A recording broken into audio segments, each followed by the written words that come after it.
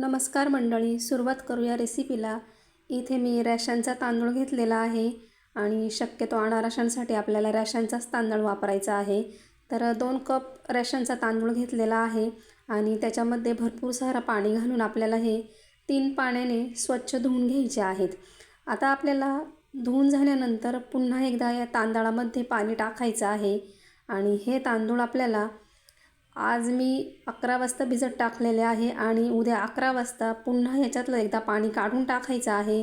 तांदूळ चोळायचे नाही, फक्त पाणी काढून टाकायचं आणि पुन्हा एकदा उद्या 11 वाजता मी ह्याच्यात पाणी टाकणार आहे आणि परवा आपल्याला हे तांदूळ सुकवायचे आहेत।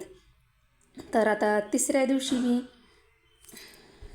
आपल्याला याच्यामध्ये पुन्हा 3 ते 4 वेळेस पाणी टाकायचं आहे आणि बिना चोळताच आपल्याला हे पाणी काढून टाकायचं आहे। तर तांदळाला थोडासा आंबूस वास येत आहे, म्हणजे तांदळाला वास हा येणार नाही आणि अनारशांना देखील वास येणार नाही।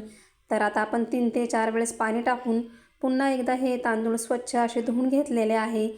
आता आपल्याला हे तांदूळ एका चाळणीमध्ये असे पाणी निथळण्यासाठी ठेवायचे आहेत। तर इथे मी साधारण 15 मिनिटांसाठी हे तांदूळ पाणी निथळण्यासाठी ठेवलेले आहे आणि आता 15 मिनिटांनंतर आपल्याला एक सुती कपड्यावर हे तांदूळ वाळत टाकायचे आहे। तर उन्हात वाळत टाकायचे नाही, आपल्याला हे घरामध्ये सावलीतच सुकवायचे आहे। तर साधारण 30 ते 40 मिनिटं मी हे तांदूळ फॅनच्या हवेखाली सुकवलेले आहेत। तर अशा पद्धतीने पातळ असे तांदूळ पसरून द्यायचे आणि तांदूळ जास्त सुकवायचे नाहीत। तर आपल्याला फक्त हे 80% तांदूळ सुकवायचे आहेत, थोडेसे हाताला ओलसर लागेल इतपतच हे तांदूळ सुकवायचे आहेत।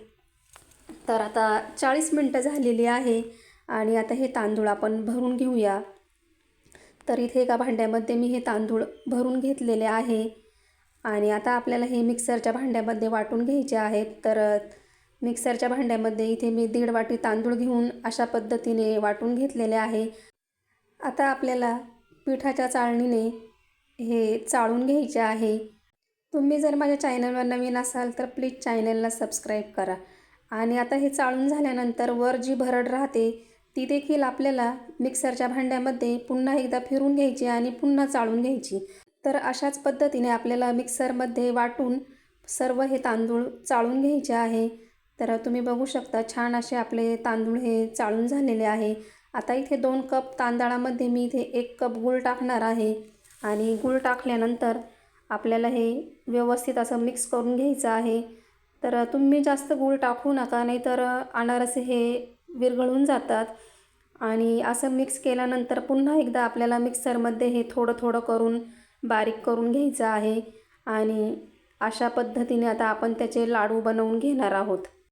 तर इथे सर्वच मिश्रण मी मिक्सरमध्ये फिरवून ह्याच पद्धतीने सर्व मिश्रणाचे लाडू तयार करून घेतलेले आहेत। तर तुम्ही इथे बघू शकता 2 कप तांदळापासून इतके लाडू हे तयार झालेले आहेत। आता आपल्याला हे लाडू एका हवाबंद डब्यामध्ये ठेवायचे आहे। आता आपल्याला ह्या डब्यामध्ये 3 दिवस लाडू ठेवायचे आहे, आज, उद्या आणि परवा, आणि चौथ्याच दिवशी आता आपण हा डब्बा खोलायचा आहे। तर आता चौथा दिवस आहे आणि छान असे आपले लाडू हे मुरलेले आहे। गूळ देखील छान पिठामध्ये मुरलेला आहे। सुरुवातीला फक्त मी इथे 2 लाडू घेतलेले आहे आणि ह्या पद्धतीने ते बारीक करून घ्यायचे। जरी इथे पीठ कोरडा वाटत असेल तरी अनारसे हे खूप छान जमलेले आहे। तर घाबरून न जाता आपण याचे अनारसे बनवून घेऊया। तर इथे मी 4 चमचे दूध टाकलेला आहे। दूध हे जास्त टाकायचं नाही, नाहीतर पीठ हे खूप पातळ होऊन जाईल। आणि दूध टाकल्यानंतर आपल्याला हे व्यवस्थित असं मिक्स करून घ्यायचं आहे। तर आता 3 ते 4 पीठ मळल्यानंतर त्याचा छान असा गोळा तयार झालेला आहे आणि खूपच घट्ट नाही, खूपच पातळ देखील नाही। आणि आता आपल्याला पेढ्याच्या आकाराचे त्याचे अशा पद्धतीने गोळे करून घ्यायचे आहे।